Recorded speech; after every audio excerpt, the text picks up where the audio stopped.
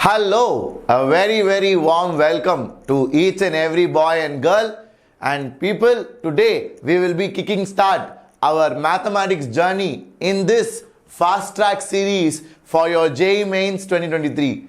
And today I have chosen a very interesting and very easy topic because I am sure you all need the confidence to kickstart your journey, isn't it? So what better way to start other than your statistics?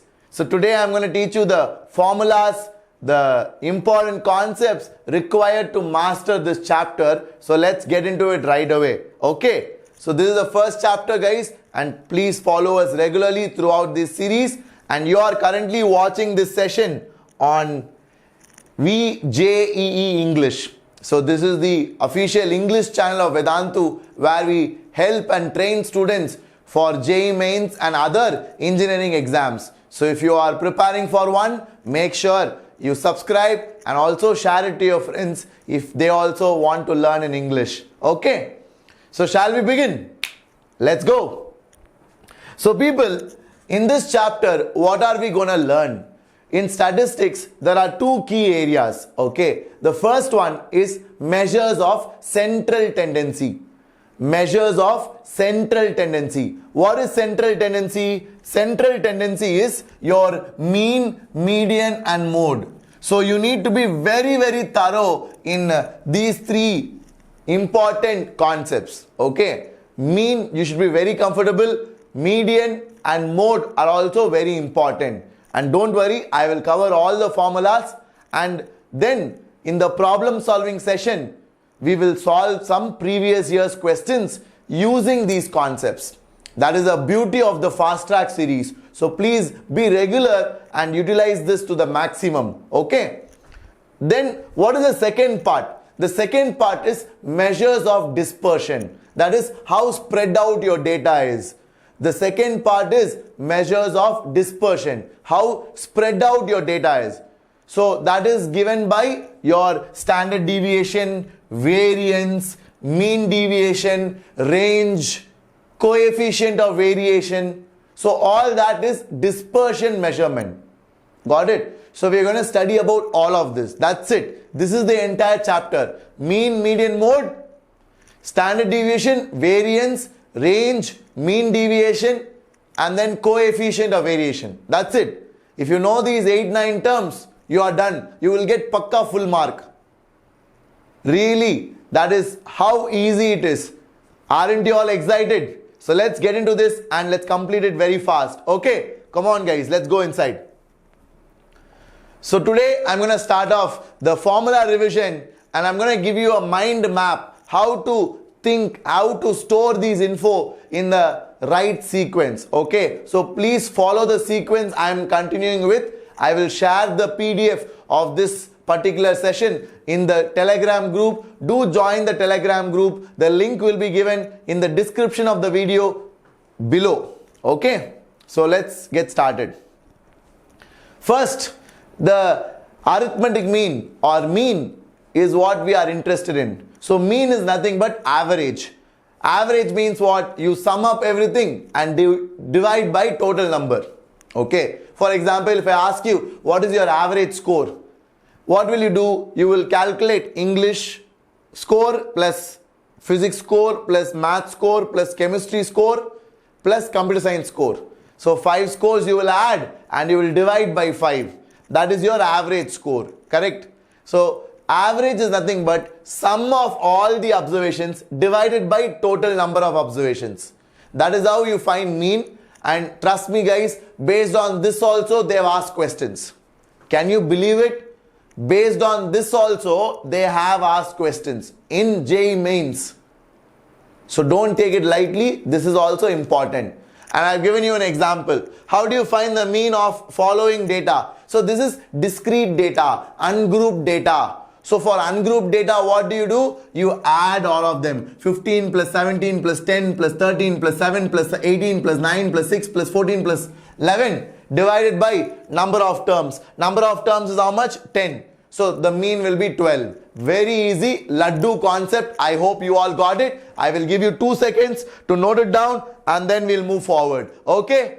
So now let's go to the next one.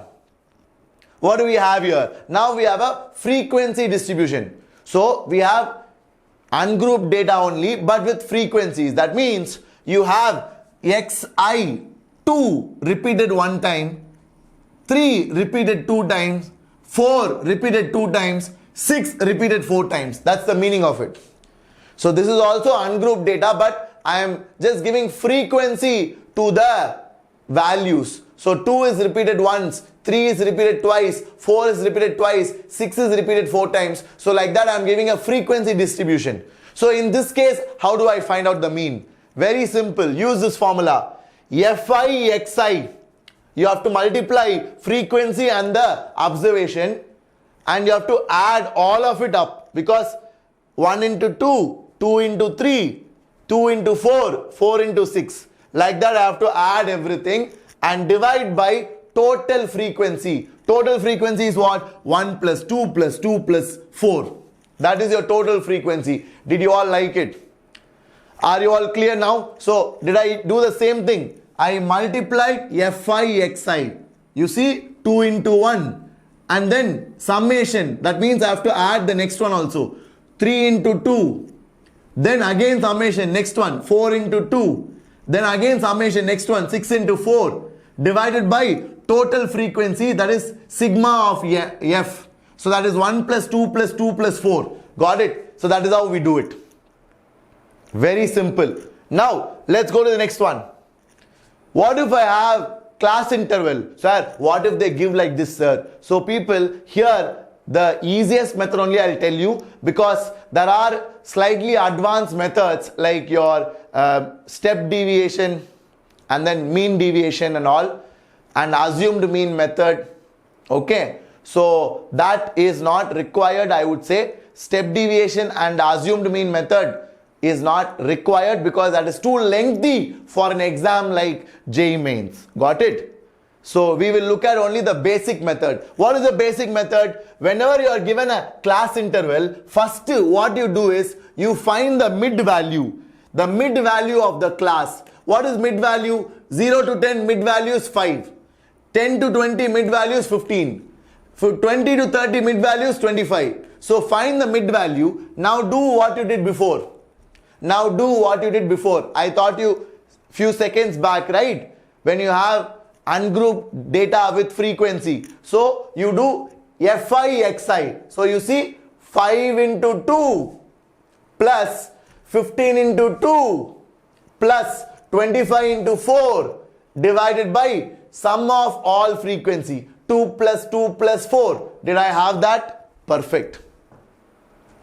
So when you have class interval, get the mid value of the class, multiply with the corresponding frequency, add all of it up, divide by total frequency. That is how you find out the mean.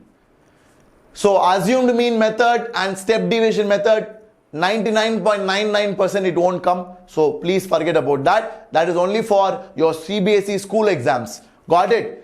So now we are done with mean. So mean is the easiest to find out of everything, because it's very straightforward. The questions on mean are very simple. If you get one in your exam, you are lucky. Okay? So finding mean is never a challenge. It is a piece of cake for everybody. Now moving on. What are the properties of mean? The first property, when you take all the deviations from the mean and sum it up, the answer is 0. So if I take deviation, what do you mean by deviation? Deviation means the observation minus mean. Observation minus mean. So if you sum up all the observation minus mean, it will be 0 always. And if you have a frequency distribution, then summation Fi xi minus x bar. This is the deviation. So if you sum deviations for discrete data, it will be 0. If you sum Fi into xi minus x bar, that will also be equal to 0. I hope all of you are clear. Okay? Everybody happy with this? So shall I move forward? Yes? Guys, come on, please let me know. So now next one is what? The arithmetic mean of observations is x bar. What will happen when I add or subtract a constant to all the observations? Guys, listen carefully. Whenever you add or subtract a constant to all the observations, the mean will also change in the same manner. The mean will also change in the same manner. If I add 2 to every observation, then mean will also increase by 2. If I subtract 2 to all the observations, then the mean will also decrease by 2. Got it? So that is what is given here. This is what we call as change of origin. So change of origin means adding or subtracting a constant to all the observations, and that will reflect in the mean changing. The mean will also change in the same manner. Whatever constant you added, the same constant you have to add to the mean to get the new mean. Okay? Same way, when you multiply, what will happen? When you multiply with the constant, then the mean will also get multiplied by the same constant. This is called as change of scale. So change of origin means adding or subtracting. Change of scale means multiplying or dividing. So whenever you multiply or divide a constant to all the observations, then the mean will also be multiplied by the same constant. Got it? Are you all clear? So that is what is given here. Very important. 2 and 3 are very, very important. Now 2 and 3 combined. 2 and 3 combined. If every observation is changed like this, multiplied by A, added or subtracted by B, multiplied by A, added or subtracted by B, multiplied by A, added or subtracted by B, then the mean will also become multiplied by A, added or subtracted by B. Got it? Are you clear? So mean will change exactly how you change all the observations. So mean will change with origin, mean will change with scale. So origin means you add or subtract, scale means you multiply or divide. So mean will change in the same manner what you do to the entire observations. Got it? Very important. Now this is also a very nice point. The sum of the square of deviations of observations from their arithmetic mean is minimum. So when you do xi minus something square and you find the sum, it will be minimum when this is mean. Okay. So I want to find sigma xi minus a whole square to be minimum. I want this to be minimum. So they are telling this will be minimum when a is equal to mean. When a is equal to mean, it will be minimum. Are you all clear? Did you all love it? Everybody happy? So I hope you guys are all clear with this. With that, people, let's move forward. This is assumed mean method. When you know assumed mean method, which is one of the methods to find mean when you have a class interval frequency distribution, that time whatever assumed mean you choose, the mean will always be the same. That is what they have told. That is not very important. So let's move forward. Okay. So guys, this is an example. I want all of you to be very quick. The mean of the set of observations is x bar. If each observation is divided by alpha and then increased by 10, then the mean will also be the same. The mean will also change in the same manner. For every observation, I am dividing by alpha, so the mean will also get divided by alpha. Every observation, I am increasing by 10, so the mean will also increase by 10. So that's my answer. What is the answer here? The answer is option C. And this question was asked in JEE Mains. Can you believe this? Like that we solved. How many seconds did we take? So this is something which all of you should know. Very, very important, my dear boys and girls. So if you're all clear, let's go to the next one, which is your median. So median we are going to study for group data and ungrouped data. Both are very simple. So let's get into it right away. What is median? Median is nothing but the middlemost data. Median is nothing but the middlemost data in your entire observation. Okay. So for ungrouped distribution, how do you find median? When n is odd, when you have 5 fingers, the middle one is only 1, right? You have a unique middle finger, correct? So when you have odd number of terms, there will be only one middle term. So that is your median.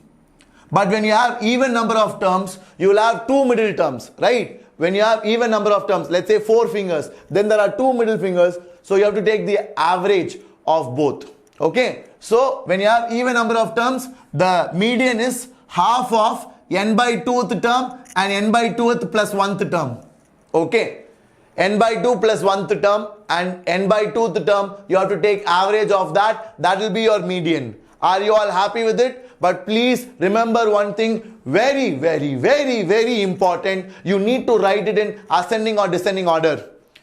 Whenever you want to find your median, you need to either write it in ascending or descending order. What? Your data. Your data should be in order. Order. If it is not in order, you will get 0. You will get 0 if you write something, whatever is given in the question directly without fixing the order. Okay. So firstly, arrange the series in ascending or descending order. That's up to you. Either ascending or descending, it's up to you. But only after that, you have to apply this formula. This is how you do it for ungrouped data. Okay. So let's do an example. So we have ungrouped data 1, 2, 3, 4, 5. So we have 5 terms. We have 5 terms. Okay. So is it in ascending order? 2 is the lowest, 7, then 9, then 11, then 100. Yes, it is. It is in ascending order. So what is the median? The median is the middlemost number. It is 9. Because if you have 5 terms, the third term is the middle term. Right? So 9 is the median. Yes. So the answer is true. Very good. This is how you solve. I hope you all liked it. Now moving forward. Now again, we have ungrouped data. So what we'll do? Arrange in ascending order. What is ascending order? The lowest is 144. Correct? Then 145 is there. Then 147. Then 148. Then 149. Then we have 150. Then we have 155. Then we have 160. Is that right? 1, 2, 3, 4, 5, 6, 7, 8. 1, 2, 3, 4, 5, 6, 7, 8, 9. So 152 is there. So here 152 should come. So when you have 9 terms, what is the middle term? When you have 9 terms, what is the middle term? The middle term is the 5th term, I guess. Right? When you have 9 terms, the middle term is the 5th term. So 5th term here is what? 1, 2, 3, 4, 5. So 149 is the answer. I hope all of you are clear. Did you all like it? So median is the middlemost data when you have your entire observation arranged in order, either ascending or descending. Here I have arranged it in ascending order. So the middlemost data, which is your 5th term, is 149. That's how you solve it. I hope you all liked it. Okay. So now let's move forward. What if you have even number of data? So when you have even number of data, let's see, 1, 2, 3, 4, 5, 6, 7, 8, 9, 10, 11, 12, 13, 14, 15, 16. So there are 16 data given to us. So it is even number. So when you have even number of data, the median is the average of the middle 2 quantities. Correct? So that is what we are going to do. First, arrange it in ascending order. So you have to look at it carefully. Be very careful, because in the hurry, in exam, you will be missing out certain data. You might miss out looking at something. So be careful. Do patiently. No need to rush. Got it? So arrange it carefully in ascending order. And what is the median? It is the 8th and 9th term. Because I told you, if n is even, it is n by 2 and n by 2 plus 1th term average. So 8th and 9th term average. What is the 8th term? 8th term is this. 9th term is this. So average of these two is 12. So 12 is the median. I hope all of you liked it. With that, let's go forward, boys and girls. Now, for frequency distribution also it is the same way, but for frequency distribution you need to find cumulative frequency. Many people are confused when to find cumulative frequency, where to use it. Let me tell you, when you have median, when you have frequency distribution, you need to find cumulative frequency. That's it. When you have median, if you have frequency distribution, you need to find cumulative frequency, and then we will solve it. Okay, I will teach you how. Please listen carefully. We need to move forward. Okay, so people, for frequency distribution, again the same formula. When you have n as odd, n plus 1 by 2, the term will be the middle term. That is your median. And when you have even number, then the average of middle 2 terms is your median. Got it? And again guys, you have to arrange it in order. Please don't forget that. Median always in order. Otherwise it won't work. Okay? So here we have it. So what do I do here? I have xi, fi. So they have given me a frequency distribution. Now what do I do? When you want to find median, always find cumulative frequency. So what is cumulative frequency? cumulative frequency is, first you have to write this. It is already in ascending order. Okay, look at that also. Check. Don't tell Shimon Sir is not checking. Okay, I've already checked it and it is already in ascending order. That's why I'm proceeding. Got it? So now cumulative frequency 6, then 6 plus 8, 14, 14 plus 15, 29, 29 plus 3, 32, 32 plus 8, 40, 40 plus 4, 44. So that is your n. Like that you have to do. This is the exact procedure you have to follow. So that is your n. Now what will I do? I will find n by 2. N by 2 is 22 term. N by 2 plus 1 is 23rd term. Okay, so 22nd term plus 23rd term average I have to take. Why? Because n is even. If you have even number, I told you it is the average of n by 2th term and n by 2 plus 1th term. Correct? So n by 2 means 22nd term and n by 2 plus 1 is 23rd term. So 22nd and 23rd both are 15. How, sir? Because till here 14 terms. So from 15th to 29th term is here. So 22nd and 23rd both will be 15. So the answer is 22nd term plus 23rd term average of that, which will be 15. So the median for this question is 15. If you do like this, you will get full marks. You are absolutely right. This is the procedure, my dear boys and girls. If you liked it, great. If you did not, if you want to understand it again, pull the video back and watch it. You will get it. Okay. Now let's move forward to the next one. Now this is most important because this will come. So this, don't think only in CBSE they'll ask, only in board exam, only in school exam they'll ask. No. Even in JEE Mains they do ask this. So let's do this properly. Okay. So this is for a class interval frequency distribution. That is, they give you a continuous distribution. Then in that case, how do you find out median? That is what I'm going to help you with. So people, you have to remember this formula. Okay. So when you have a grouped frequency distribution, first, you need to find the cumulative frequency. Just now I taught you how to find cumulative frequency. You do it the same way. There is no change in that. I just taught you guys how to find cumulative frequency. Do the same thing. Got it? Now, after you do that, you find n by 2. Okay? And then use this formula. Median is equal to L plus n by 2 minus f by L by f into h. Okay? Got it? So, the formula is L plus n by 2 minus capital F by small f into h. Okay, I will tell you what everything means and I will give you an example also to explain this, because I know with examples it will be easier to follow. So everybody please listen carefully. Okay, my dear boys and girls. So the formula for median is L. L is the lower limit of the median class. So when you have your grouped frequency distribution, the first job you have to do is you have to find your median class. How do you find out median class? That's why I told you, you need to prepare the cumulative frequency column. Cumulative frequency you prepare, find what is n, that is the total frequency, and check where n by 2 comes. Wherever n by 2 comes, that is your median class. Wherever n by 2 comes, that is your median class. Are you all clear? So once you found out your median class, then L is the lower limit of the median class. N by 2, you already know n by 2. Capital F is cumulative frequency of the preceding class. What is capital F? Cumulative frequency of the preceding class to the median class. Small f is the frequency of median class. And what is H? H is the class interval, the size of the class. 0 to 10 means 10 is the H value, the width of the class, the size of the class interval we call it. Okay. Now let's use it in questions. So people, this is our grouped frequency distribution. So how do you do it? You write cumulative frequency. How do you write cumulative frequency? Is it in ascending order? Yes sir. Is it in ascending order? Pakka, done. So now cumulative frequency means first 3, then 3 plus 2, 5, 5 plus 1, 6, 6 plus 2, 8. Are you all clear? So this is my n. Now what I told you, find n by 2. N by 2 is equal to 8 by 2, which is equal to 4. Katam. Now where is 4 coming? 4 will come over here.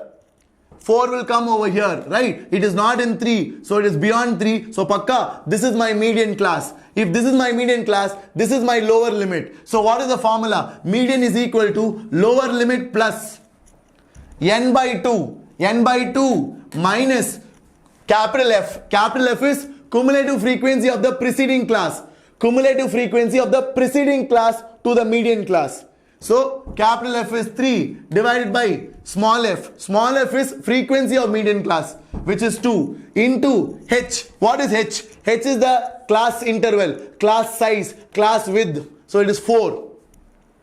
So into 4 will give you the answer. I hope you all liked it. So median is equal to 7. That, my dear boys and girls, is how you do it. I hope all of you enjoyed it. With that, we'll move forward. Okay? A few seconds you guys can pause. Okay? Great.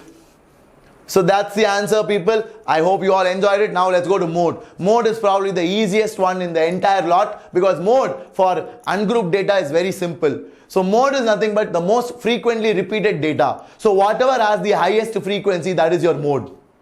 Okay. So for ungrouped data, whatever has the highest frequency, that is your mode, people. I hope all of you liked it.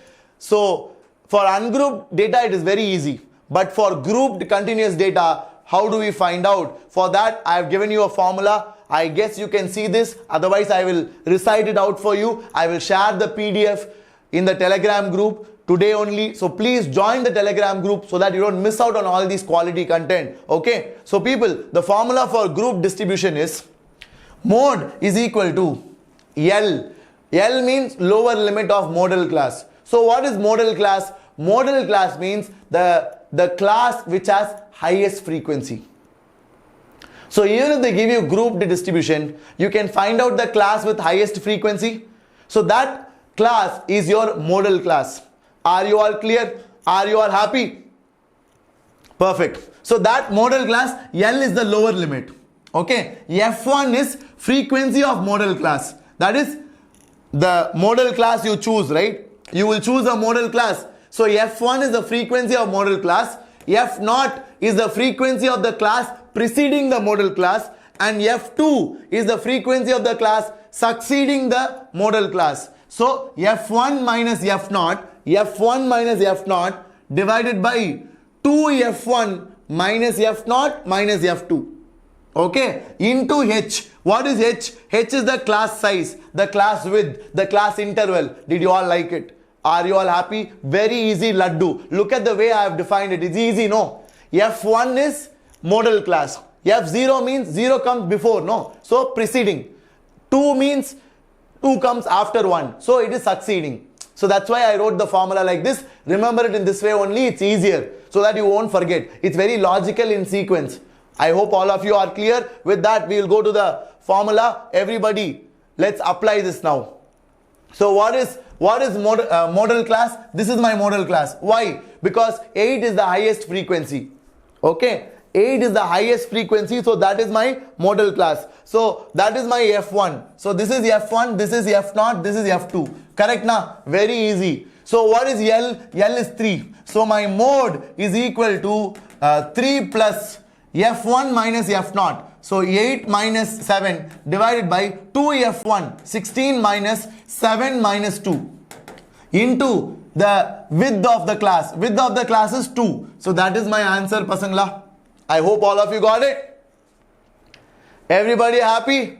So that's going to be 3 plus 1 by, that is 7 into 2, right?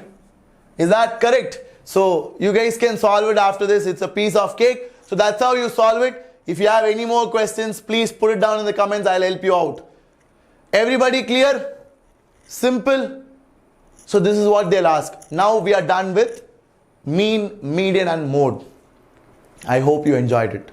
Okay? But wait a minute. We still have something very important. The most important part is going to come from now. So people, please listen carefully and note down the important points so that you're ready for the problem solving session that is going to follow this. Okay. So the empirical relationship. So this is also very important. I'm sure most of you would have studied this in your 10th standard, in your 11th standard and all. So please recollect this and note it down. The empirical relationship between mean, median and mode for a moderately skewed data. Okay. For a moderately skewed data, this empirical relationship can be followed. And it is mode is equal to 3 median minus 2 mean. Either remember it this way, or mean minus mode is equal to 3 times mean minus median. Okay, whichever is helpful. I find the first one to be easy to remember, but some people can mug up the second one also. It's up to you. I will leave it to your choice. Okay. But please remember this. Maybe they can ask you, because sometimes they have asked this in the exam. Okay. Now moving forward, the next one is mean deviation. So people, I already told you what is deviation, right? So mean deviation means, again I find deviation about some value. Okay, I'm gonna define the mean deviation about some A. That A can be anything. That A can be anything. Okay, that A can be any central value, and I can find the mean deviation about A. How do I find it? The mean deviation about A is given as modulus of xi minus A summation divided by n. That is, mean deviation means the mean of all the deviations by taking modulus. Understood? Are you all clear? Mean deviation means what? The mean, the average of all the deviations by taking modulus. So that's why you see I am taking deviation from A, because they told mean deviation about A. In the question they'll give you, find mean deviation about mean. Find mean deviation about median. Like that they'll give you in the question. Got it? Over here I am giving you a general formula. Mean deviation about any point A. Clear? So that is what is given as sigma I equal to 1 to n. That is, all the observations get the deviation from A. That is xi minus A, put modulus and sum it up and divide it by total number of observations. That will give you mean deviation. So this is for ungrouped discrete data, but if you have frequency distribution, then this is the formula that you use. Okay, I hope all of you are clear. So for frequency distribution, what will you do? The same thing, but you will multiply by Fi and modulus xi minus A, that is the deviation, sum it all up, divided by the total frequency. So that is mean deviation, and that's all that is there, guys. It's very easy. It is not difficult. Just do it slowly without any mistake. You will get it correct.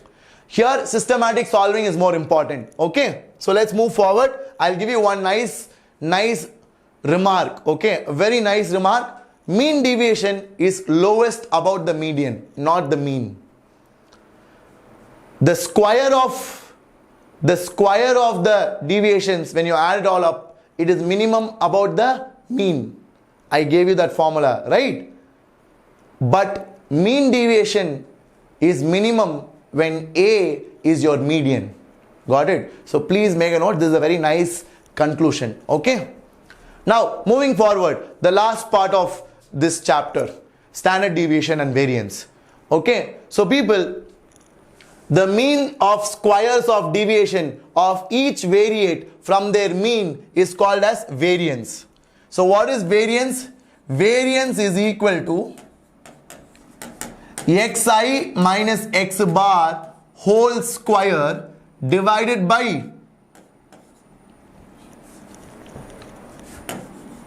okay, are you all clear? So this is your variance. What is variance? I am going to sum up all the deviation from the mean square. All the deviation from the mean square, I am going to sum it up and I am going to take the average of that. Okay. So the average of the squares of the deviation from the mean. Each variate xi from the mean deviation minus x bar square mean means I have to sum it up and divide by total number. So that is your variance. And what is standard deviation? Standard deviation is nothing but the root of variance. So standard deviation, you don't have to study separate. If you know variance, you know standard deviation, because standard deviation is just the square root of variance. So it is just square root of xi minus x bar whole square by n sigma. So that is your standard deviation. I hope you all liked it. Okay. So standard deviation is denoted by the symbol sigma.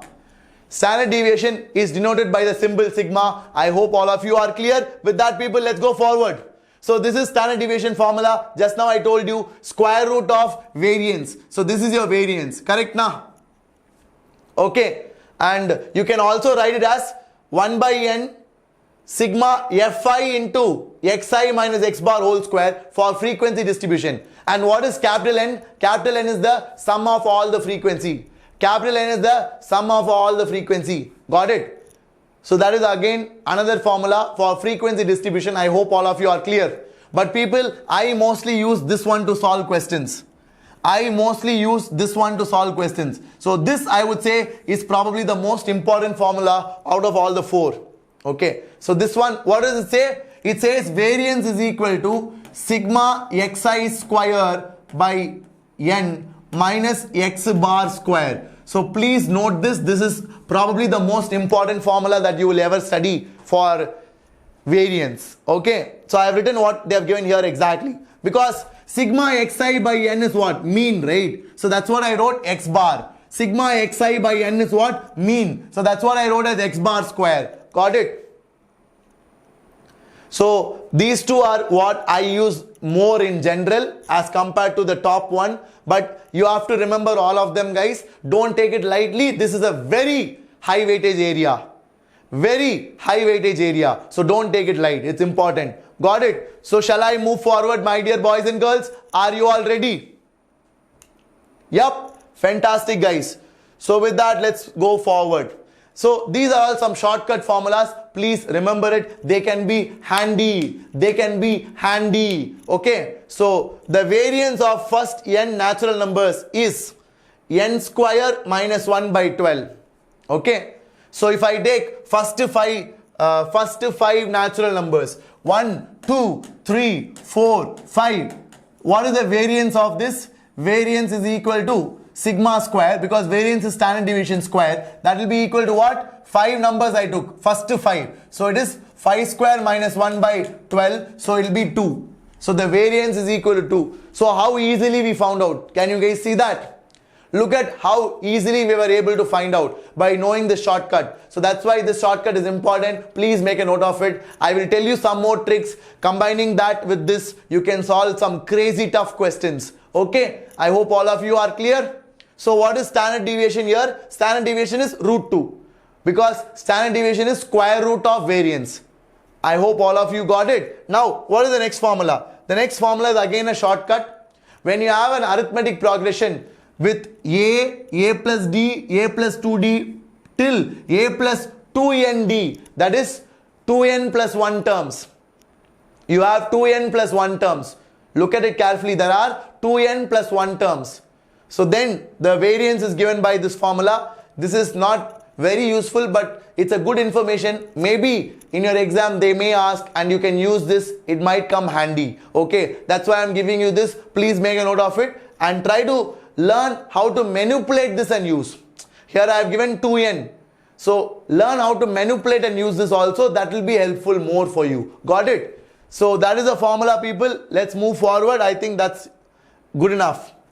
Now, this is very important. This is something which I want really everybody to be aware of.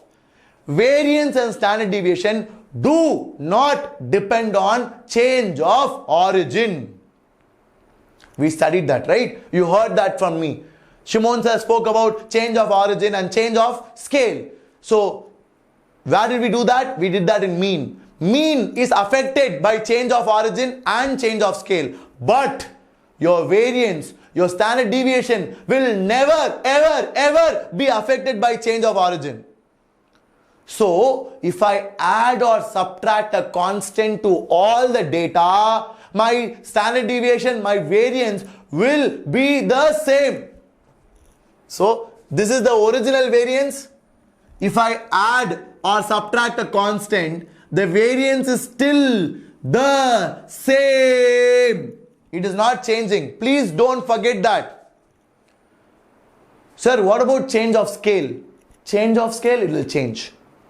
What is change of scale? Change of scale means you are multiplying by a constant. If I multiply a constant to all the observation, then the variance will become the square of that constant into the original variance. So for example, just now we studied, right? For example, we studied the variance of 1, 2, 3, 4, 5. The variance is 2, right? Correct? The variance of this is 2. We just studied by using the formula. The variance of first 5 natural numbers is n square minus 1 by 12. So it will be 2. Now, if I ask you, what is the variance of 2, 4, 6, 8, 10? What is the variance? The variance will be how much? I am multiplying all the observation by 2. I am multiplying all the observation by 2. Now what will be the variance? It will be 2 square into original variance. It will be 8. It will be lambda square into original variance. That's how it changes. Okay. I hope all of you are clear. So when you multiply by lambda, how does standard deviation change? Standard deviation will become just lambda times the old standard deviation. So here standard deviation is root 2. So here standard deviation is 2 root 2. So whatever constant you multiply, standard deviation also will get multiplied by the same constant. So standard deviation will become lambda times the old one. But variance will become lambda square times the old one. Please don't forget this. Okay. So that is what I have given here. So if you have ax plus b for all the data, plus b does not contribute to anything. So change of origin, no bother. But ax you are multiplying, no. So the variance will become a square into original variance. Got it? So variance and standard deviation do not depend on change of origin, because change of origin means adding or subtracting a constant to all the data. That I don't care. But change of scale, multiplying or dividing, I will care. I will change. Got it? Very good. So now people, the second property is more of a formula. I want you to memorize it. Please note it down, because based on this also questions are coming. So for this, if I give example, it will be too big. Just note it down and learn how to use it. Okay. So when you have two distributions, so I am giving you two distribution. Here one data, here one data. Like that I am giving you two sets of data. Now what you will do, I want you to find out combined variance. Sir, what is this, sir? It will take long time. Yes, it will take forever. If you solve by proper method, it will take forever to solve. Trust me guys. Trust me, it will take a lot of time. Okay, it will take at least 6 to 7 minutes. And you can't afford that in the exam. So better memorize this formula, because this formula you can finish it within 3 or 4 minutes. Okay. So distribution 1, this is the mean, this is the variance, number of terms. Distribution 2, this is the mean, this is the variance, this is the number of terms. So their combined mean. How do you find combined mean? It is n1 x1 bar plus n2 x2 bar by n1 plus n2. So that is your combined mean, right? That's how you find. So that is your x bar. Then what is the combined variance? Combined variance is given by this formula. So please note it down. I will just leave it in the PDF. What is D1? D1 is x1 bar. That is first distribution mean minus combined mean. Okay, combined mean is very easy to find. That I think everybody can do. D2 is second distribution mean minus combined mean.